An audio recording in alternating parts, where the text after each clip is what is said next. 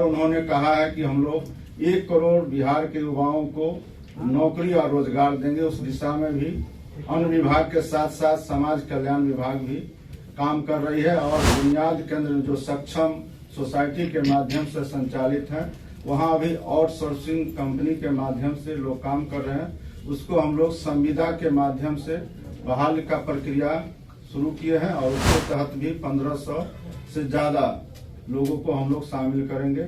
और अभी जो हमारे 6 नेत्रहीन और मूक बधिर विद्यालय हैं, तो हर कमिश्नरी में भी 500 बेड का 500 क्षमता का हम लोग संचालन का काम शुरू करने जा रहे हैं।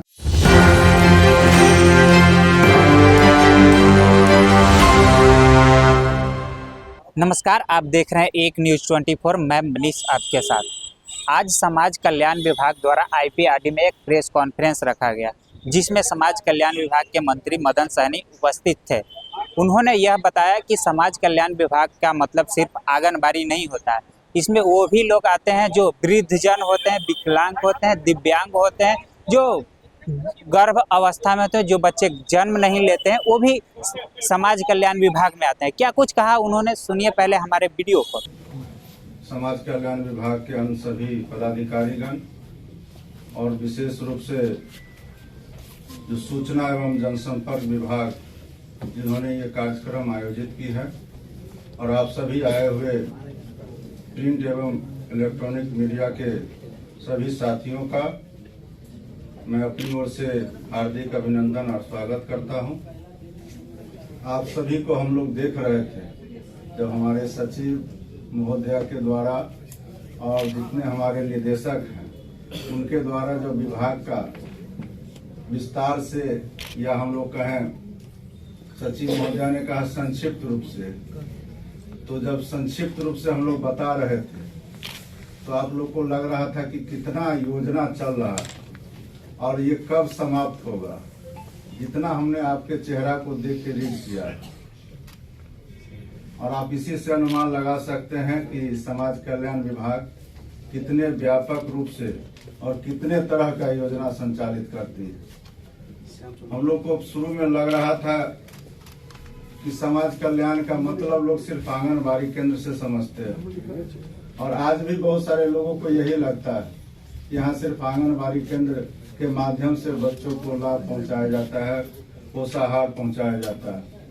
लेकिन आपने देखा कि अलग अलग निदेशालय में कितने तरह का अलग अलग योजना है, और इस योजना में बच्चे भी हैं, गर्भवती महिला है, वृद्धजन है, दिव्यांगजन है, सभी लोग को इसमें शामिल किया गया है और विस्तार से बताया गया है। उसको दोहराने की जरूरत नहीं है। जितने तरह का योजना की चर्चा आज की गई है और उसके जितने लाभुक हैं, उस लाभुक का संख्या भी बताया गया है। अब ये अलग बात है कि आप उस लाभुक का संख्या, अब जितने हैं प्रिंट मीडिया के साथी, वो तो अलग अलग अखबार से आते हैं तो अलग अलग तरह से भी उठाएंगे। तो हम लोग तो चाहेंगे कि एक तरह का आप सिर्फ नहीं लिखिए, सभी लोग आपस में बात कर लीजिए और अलग अलग योजना का अलग अलग लोग लिखिए। तो इससे ये फायदा समाज को भी होगा, बिहार के लोगों को भी होगा, जो लाभार्थी है उनको भी होगा।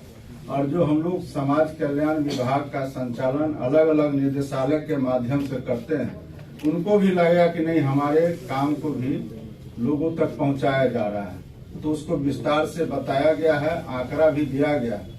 हमारा तो व्यक्तिगत रूप से ये जोर रहता है कि जो भी योजना है उस योजना को हम लोग ससमय इन लोग के माध्यम से कहीं भी किसी तरह का बाधा नहीं पहुंचे, उसको तुरंत हम लोग पहुंचावे।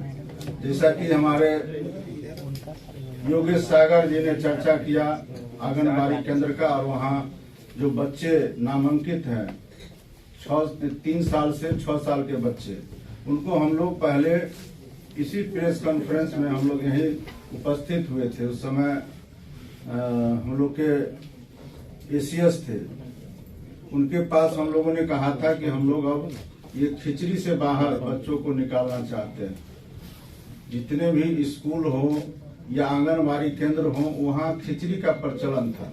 हम लोगों ने हर दिन अलग अलग मेनू के अनुसार उसको खाना देने का प्रावधान किया। और आप जा करके केंद्र पर देख सकते हैं कि वो हर दिन अलग अलग पोषाहार में खाना दिया जाता है। और अभी जैसा कि बताया गया कि माननीय मुख्यमंत्री जी जो अभी भी यात्रा पर निकले हुए हैं और समाधान यात्रा इससे पूर्व में उन्होंने किया, उस समाधान यात्रा में उनको पता चला और उनको महसूस हुआ कि आंगनबाड़ी केंद्र में बच्चे हैं, उनको अंडा भी दिया जाना चाहिए। तो हम लोगों ने माननीय मुख्यमंत्री जी के निर्देश पर और मार्गदर्शन में और बच्चों को सप्ताह में 2 दिन अंडा भी देने का काम करते हैं, साथ में दूध देते हैं।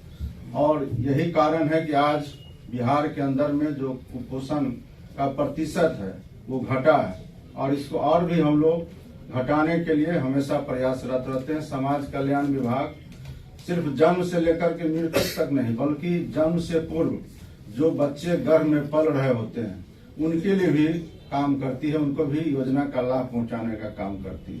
संख्या आपको बताया गया है 98,95,000।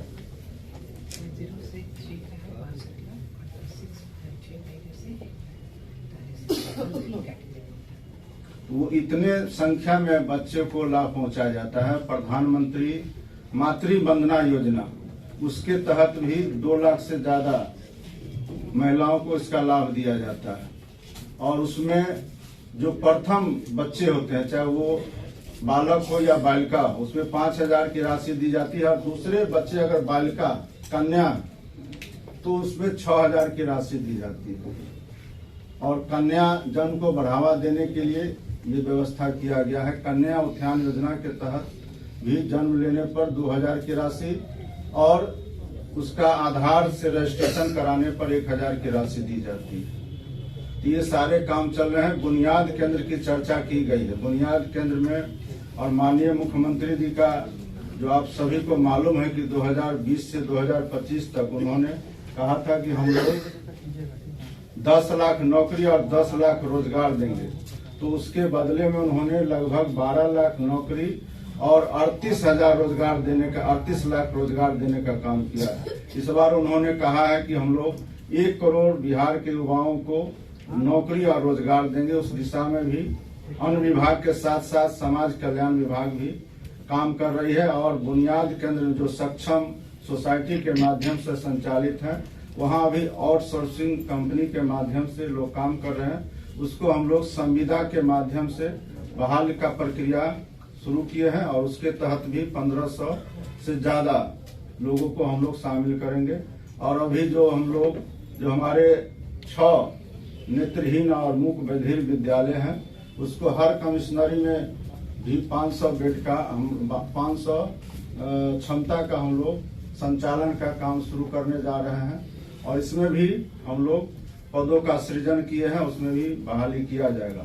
ये सारे काम हम लोग कर रहे हैं। दिव्यांगजन के लिए आपको ये बताते हुए हम लोग को खुशी हो रहा है कि जो मोटराइज्ड ट्राईसाइकिल है वो पूरे देश में जितना खपत एलिम्को कंपनी के द्वारा आपूर्ति किया जाता है उसका 80% बिहार में हम लोग देते हैं। और लगभग 27,000 से ज्यादा दिव्यांगजन को हम लोग अभी तक ट्राईसाइकिल मोटराइज्ड ट्राईसाइकिल दे चुके हैं।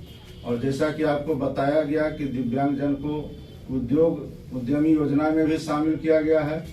और जो महिला को हम लोगों ने पहले से ही जो सिविल सेवा प्रोत्साहन योजना है उसमें शामिल कर चुके हैं।